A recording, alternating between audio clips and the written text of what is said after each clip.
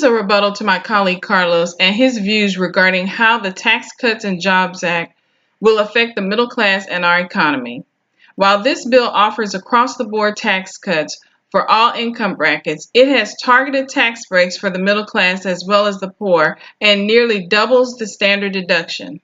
This bill features such benefits for the middle class as the child tax credit, which helps the middle class by increasing the credit from $1,000 to $2,000.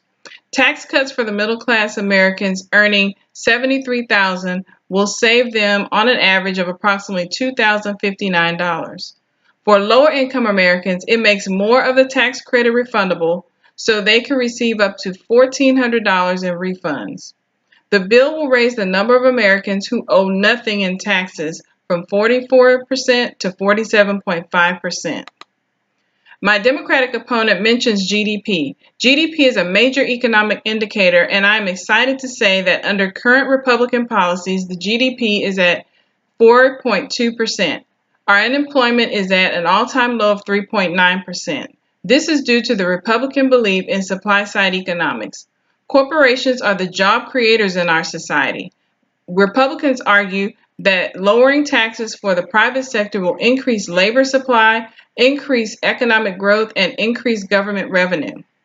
The Democrats argue that the Tax Cuts and Jobs Act forgets about the middle class. I beg to differ. All the targeted middle class tax breaks in this bill will amount to putting more money into the pockets of the middle class as well as the poor. Democrats also argue that the plan will put Medicare and Medicaid at risk.